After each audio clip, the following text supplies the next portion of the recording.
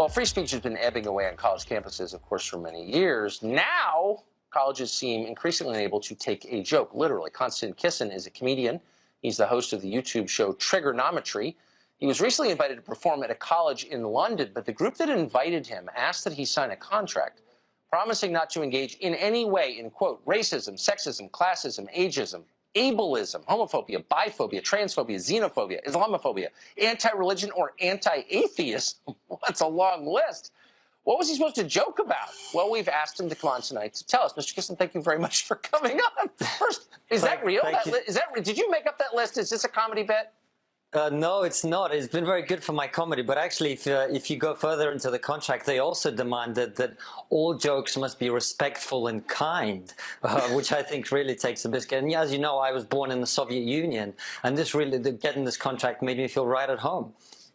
It's a little ham-handed, I would say. But what is it? I mean, you're a working comedian. That's why I'm so grateful you're on. What is your life like now? Well, it's getting very sensitive, and I think this is obviously an outlier. No one would suggest that every university and college is like this. But I think the reason that I made a stand on this issue is I don't want it to get worse. I don't want this to continue.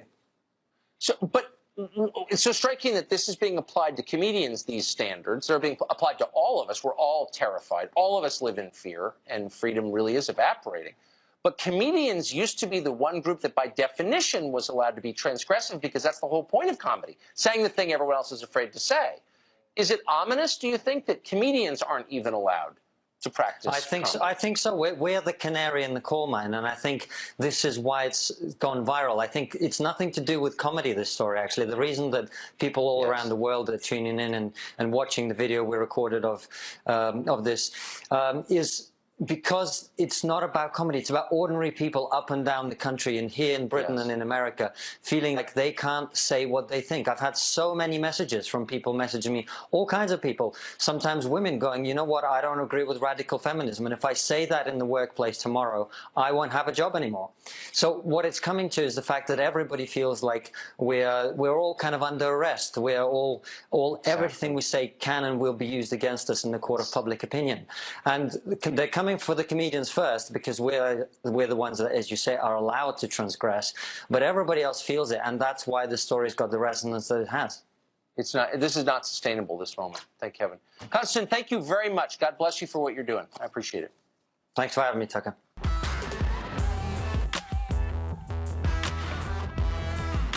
I think freedom of speech is absolute, and there should be no restrictions on it whatsoever. No hate speech laws, I want to scrap all of those. No public order legislation that targets speech. No libel laws. I think there should be no restrictions whatsoever, and the best response to speech that is wrong or dangerous or racist or horrible is always more speech. Never censorship, never laws, never putting someone in prison. So I'm a free speech absolutist, because I think freedom of speech should be completely unfettered and let loose on the world. So you think, for instance, it should be acceptable for somebody, for instance, an imam to be able to go up on a street corner, stand on a pallet and say homosexuals should be murdered, for instance, for their... Yes. Yes. And I actually have defended imams who have horrible views about homosexuality or women or whatever else it might be, which a lot of free speech activists, they actually run out of steam when it comes to defending extreme Islamists. I definitely do, I think, yeah. Right, well, and they suddenly think, oh, I can't do that. But I think, obviously there is such a thing as incitement to violence, and that's not a free speech issue for the from the point of view that if you are inciting violence, you are conspiring in the commission of a crime. So that goes beyond freedom of speech, and then you are part of a criminal conspiracy of some description. But I think even when it comes to incitement to violence, we have to be really specific, because that has become a very misused term. I was really struck that the Metropolitan Police this week or last week, they were talking about drill videos on YouTube. Drill is the latest form of grime music. Lots of young black kids listen to it in London and elsewhere. Very violent music, kind of praises gangs and stabbing attacks and guns and so on. So it's, and people are very scared of it. It's like the new gangster rap scare, but in Britain instead of the US. And the police made this incredibly interesting statement where they said, we're taking down hundreds of these videos because we think they're dangerous. So I think that was an act of police censorship. and they said even if there is no obvious act of violence that has been incited by these videos, we can still say that these videos incite violence. I thought that was really interesting, because incitement to violence now means pretty much anything you want it to mean. It basically just means that you really hate this form of speech, whether it's a drill video, whether it's Jermaine Greer going to Cardiff University and arguing that trans people aren't real women. That's also described as incitement to violence.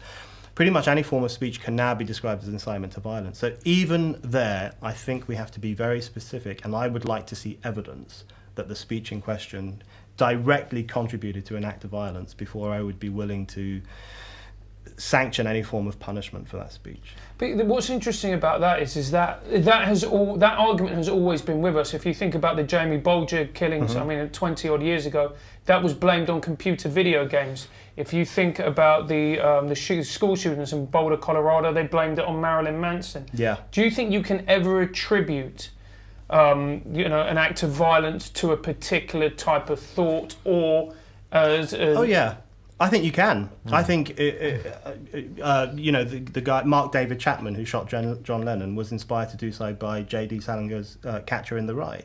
He really genuinely thought that Catcher in the Rye was giving him a message to kill John Lennon. So you could argue that Catcher in the Rye caused the death of John Lennon. Or Charles Manson and his crazy family were inspired to kill all those people in Los Angeles by the White Album. I mean, they really genuinely believed, deep in their heart, that the White Album by the Beatles contained all these messages about race wars and the piggies in the capitalist society who needed to be slaughtered and so on. They really believed that. And of course, countless numbers of people have killed because they read something in the Bible or they believe something in the Quran. So it's unquestionable that ideas can encourage people to commit violent acts.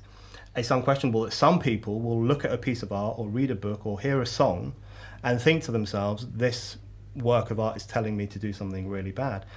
But if you were to organise society on the basis that that might happen, then you are basically creating a lunatic asylum in which all of us are punished on the basis that one or two crazy people might do something stupid after reading Catcher in the Rye or listening to the White Album. And that would be a deeply unpleasant society, because there's no end of cultural products or artistic things that could be said to inspire violence or hatefulness in one form or another. But my issue with media effects theory, which is this idea that video nasties cause mass killings, or video games made the James Bulger murder happen, or in the modern version, because the left, the effects theory used to be very prominent on the right among kind of old Christian women and Mary Whitehouse types and very conservative, stiff people. Now it's kind of shifted to the left, and it's very much more often the left now that argues about media effects theory and will say that lads' mags, if they're in on shop shelves, will cause men to become rapacious and anti-women, or violence against women in films will cause men to commit violence against women in real life. So the left has utterly embraced the media effects theory. My problem with the media effects theory is that it presents all people as almost like animals who just look at something and then think, I must act on that. And that is a very demeaning view of the vast majority of human beings who actually are perfectly capable of thinking for themselves and perfectly capable of making a decision about what they should do with their lives. So I would be very wary of any justification of censorship that was made on the basis that we basically are monkey see, monkey do, and that we see something or hear something and then immediately feel that we have to commit a violent act on the back of it.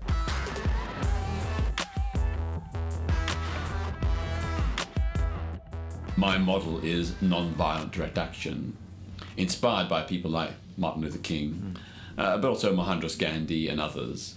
I think their methods of peaceful direct action and, where appropriate, civil disobedience against unjust laws is the model by which all successful movements for social change have won through. But I'm curious about, there will have been other people who have been watching Martin Luther King marching and seeing those movements, who would not have had the courage or whatever it is that's driven you to risk your life and limb essentially for what you believe in. What do you think it was that made you prepared to do that? to be willing to risk your life essentially for that. Well, you're right. I mean, my school friends also saw the same images, Right. but didn't act. I guess I've just got quite a strong sense of right and wrong, perhaps an overdeveloped conscience. I don't like to see other people suffering.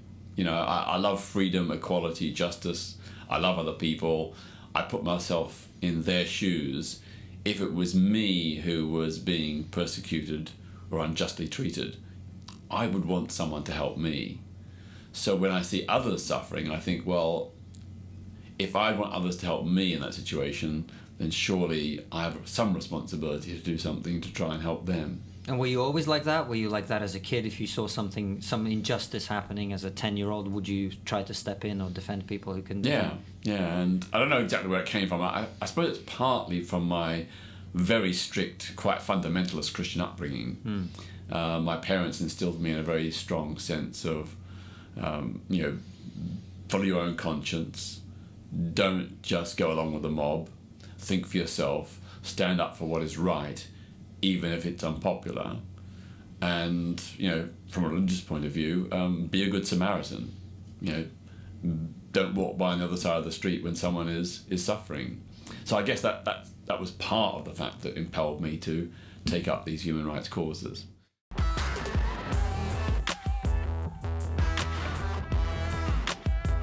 I do not believe that I have stopped changing my mind about things, and so I think it's you know, the ability to hear other opinions can mean that I might change my mind and or improve the way I argue, or just get a new perspective on the world. So even from an entirely personal point of view, I think it's a peculiar idea to have in your head that, you know, you at any age say, this is what I think and that's it. I mean, never will it ever change. I mean, obviously as you get older, you're more accustomed to having developed and thought back your ideas. But I mean, nonetheless, one wants to be open all the time. The world changes as well, so you need to be able to take account of things that change.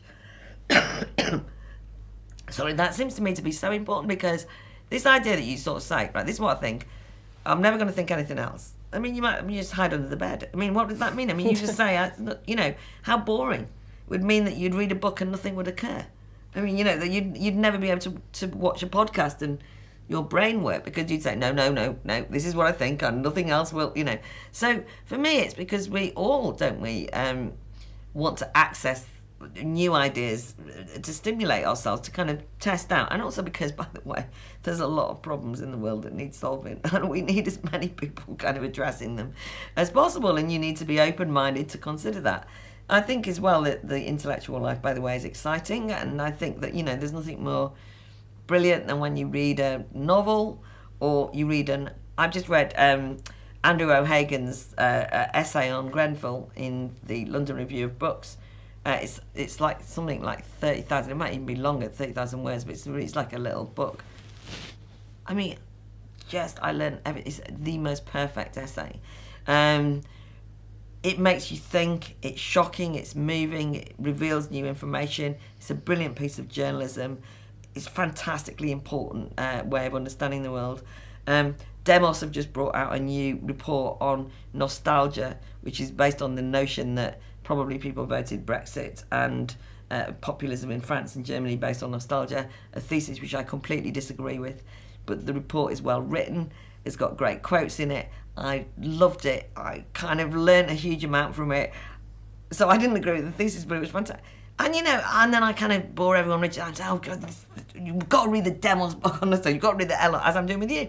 Because you learn, you know, things I didn't know. It's not feasible. So I believe everyone's like that, and everyone should be like that. And ideas are important, because society cannot move on, cannot resolve any problems, cannot solve the problems of humanity if we're not constantly intellectually open to each other's developing ideas. People who are brighter than us taking ideas from 2,000 years ago and thinking about how they apply today. People who are not as bright as us but have got an absolutely sharp wit, who see something in a different way. People whose experiences are different, which is why, you know, identity politics is one of the great tyrannies of our time. But that's not to say that you don't want to have any knowledge of somebody's personal experience through that created by their identity, because that can give you a great insight as well. So, of course, the frustration of this kind of stratified, static, dead intellectual climate that we live in. I can speak on this. I know you don't. Don't speak to me. I refuse to listen.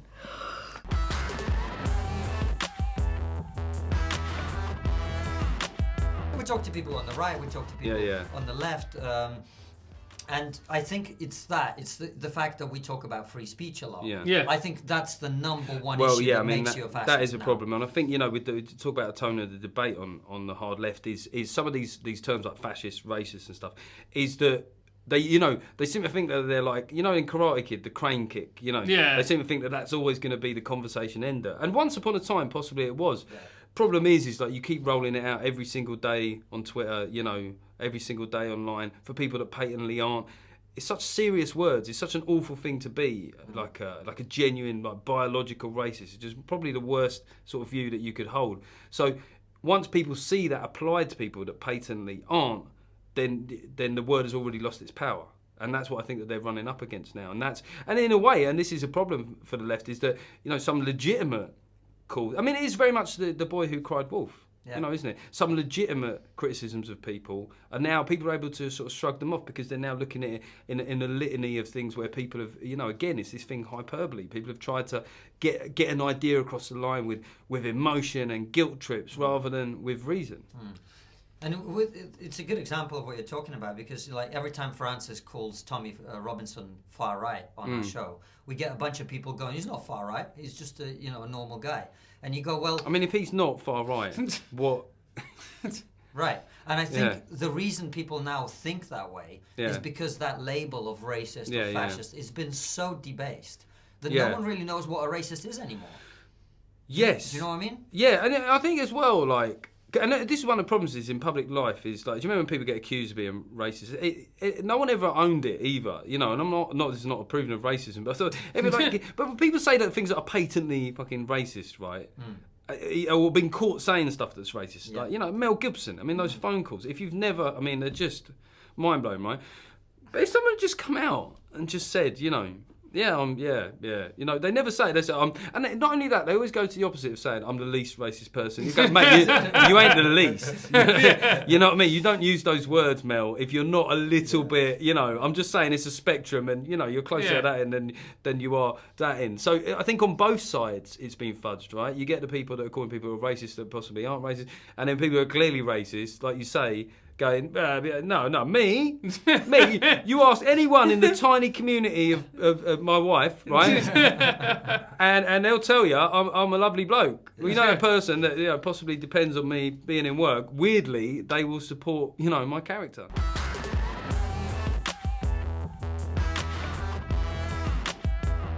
And one of the really unfortunate things that was going on, particularly in the US, was that the debate about freedom of speech just became a left-right culture war. And if you were in favour of freedom of speech, it's because you wanted to basically shout obscenities at minorities, is one phrase to get, and that the left were entirely just these kind of snowflakes who had no idea what free speech was. It's not really like that. So we got together this series of speakers who we felt really excelled at kind of putting the kind of liberal to libertarians, even progressive case for freedom of speech. So along with our own Brendan O'Neill, who spoke at a couple of events, Stephen Pinker from Harvard spoke, a guy called Camille Foster spoke on our identity politics panel, Mark Liller, a few others. And so the whole aim of it really was to try and be upfront in sort of tackling this problem of censorship, of protests against speakers people dislike, identity politics, etc. But to do it in such a way that drew out what we think is some of the more important arguments for it, which I think are classically liberal and even progressive, which at that particular time seemed to be almost entirely absent from the debate, it felt like. I mean, why is it, do you think, that the right wing, the moment you talk about freedom of speech, everybody goes, well, that's just, just right wing people. When, and a lot of people would say that there's no problem with freedom of speech, particularly in this country, when you compare it with, I don't know, Venezuela, China, whatever else. Why do you think people associate freedom of speech with the right wing? I think the first thing is to say that it feels like, broadly speaking, the kind of censorship on a kind of state level, as well as the sort of censorship you see on a university campus, just because of the way things are at the moment, it tends to be people either on a campus, could just be anyone who's kind of, to the right of centre, effectively finding themselves being censored because of the political culture on most university campuses. And then I think broadly speaking, I think people think of censorship ultimately as something which is reserved for far right nutcases and racists, and that is. There's some truth in that, but nevertheless, I think the other aspect to it is there has been this profound kind of confusion as to, first of all, the fact that if you censor anyone in any circumstance, that there is a point at which that will be used against people you happen to agree with, and I think we're seeing that play out in relation to some kind of old feminists finding themselves on the receiving end of censorship, etc. But the other thing I think is the sort of historical illiteracy of it, really. It doesn't really take much for a political culture to change. And if you kind of create the means through which what are deemed to be extreme views can be snuffed out either by the state or by, by campaigns or by university administrations or whatever, it won't be long until those same tools are used against you. And I think what's kind of interesting about kind of even characters on the kind of US alt-right or at least alt-light is they're increasingly kind of getting people shut down. James Gunn, this guy who was directing the Guardians of the Galaxy series, effectively a bunch of kind of alt-light journalists dug up his old tweets and got him sacked because this dynamic, say on social media, where things you might have said, jokes you might have made in the past that were offensive can be used to effectively get you sacked. That cudgel can be swung by the other side just as easily. So I think I think it's a combination of where the political culture is at the moment, but also, unfortunately, just an incredible kind of short-sightedness on behalf of a lot of left-wingers these days, it feels like. Well, that's what I always say on that issue, is like, once you invent this weapon of destroying people's lives and livelihoods because they made some joke or whatever, you don't get to control who uses it. And I think a lot of people on the left are now finding it being used against them, and I don't agree with it being used in either direction. But I think once you make it legitimate to discredit somebody on the basis of a tweet they posted at 3 o'clock in the morning or whatever, that's then becomes the norm. That becomes the way the culture was waged. No, exactly. I think we're really starting to see that that's going on both sides now. If you kind of compare the Roseanne situation in the US, where she obviously tweets this kind of pretty racist stuff effectively, and then instantly there's this very concerted effort to get her sacked. You saw the flip side of that with the James Gunn thing. Now we could argue who are those two people we find more amiable, who we might agree with more, and I'm sure where all of us would stand on that, to be honest. But nevertheless, it's quite clear that as soon as you create this dynamic, it will be exploited by the other side. And what's I think the most irritating thing about all of this is the fact that it's often people who claim to be very radical, who claim to be about kind of really challenging the consensus, etc., who are very keen on censorship, which to me is insane. If you go about branding everyone you dislike an extremist and insisting they be shut down, then if you are someone who's trying to further radical ideas, that's something which is an incredible threat to yourself. And I think what it actually shows is that vast sections of the left today, even though they like to pose as very radical, I think the fact that they're so comfortable with censorship speaks to the fact that deep down, whether they realise it or not, they're not actually saying very much that's actually that challenging to the status quo and to those in power. More often than not, they seem to be on the side of people who want to bolster state power, to do things and to crush people they disagree with. So I think it's quite revealing on that level as well, to some extent. And do you think students have become more censorious? It's a tricky one, because the last thing I want to do is kind of smear all students, and I think this kind of... I'll do it. I mean, you fucking stay up, you don't do any work. Anyway, sorry, go on. They're lazy, the real you's coming out as we do the show. Yeah, I know, the UKIP, mate. I think it's definitely... The kind of extremes of student politics are becoming more extreme, and they're becoming more vocal. And I think the one thing that has really been the difference is the fact that where there was always other people in the room, could be student politics, could be people within a university administration, who would kind of stick up for themselves, who would say, look, we've invited this speaker, but you can't just on the basis of a small group of you who are protesting this shut this down, because there are other people who want to hear this perspective, challenge this perspective, etc. University administrations would previously, consider free speech to be a kind of guiding value and would resist attempts to kind of censor. Even up until about 10, 15 years ago, there would always be these arguments and these battles, but the extent to which these small groups of campaigners could succeed was always somewhat more limited, because there were at least enough people willing to stick up for freedom of speech. I think the big problem is that a lot of these student protesters, these kind of intense identitarians, people who are really thin-skinned, they've been given the moral authority in these situations. People even are really concerned about disagreeing with them because they know the abuse that could be hurled at them, etc. So there's an element, I think, of kind of cowardice on behalf of a lot of university administrations, say.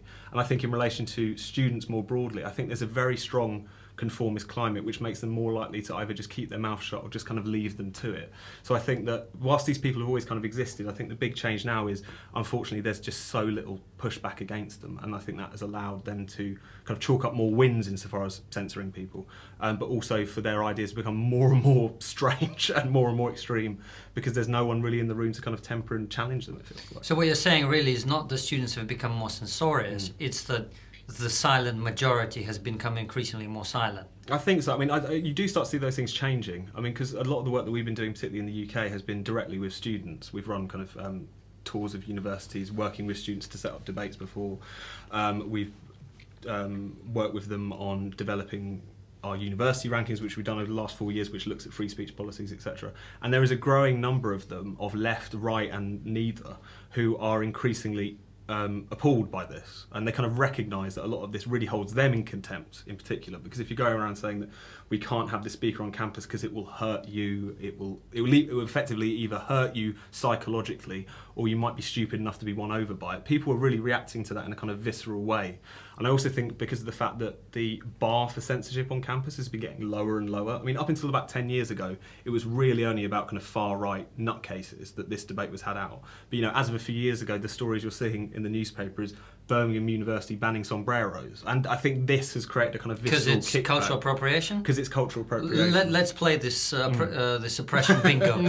What are some other examples of things that have happened? I'm trying to think. So there's a lot around fancy dress, which is quite interesting. Also cultural appropriation? It's a strange mix of cultural appropriation and cultural insensitivity, I guess. So just telling people they can't dress up as gangsters, telling people, which I don't know. Because that's offensive to gangsters. That's offensive to gangsters, etc. I mean, they're never that is definitely a minority group. There's a lot of protection. Well, exactly. No one's really speaking up on their behalf. But I think the gangsters thing, that's what's interesting about a lot of these kind of calls to censorship. I mean, I don't know who they've got in mind when they say that, but it's almost like the thing about when people are obsessed with this cultural appropriation issue is that they actually reaffirm stereotypes in a strange kind of way. They're suggesting this will be, you know, offensive to XYZ group.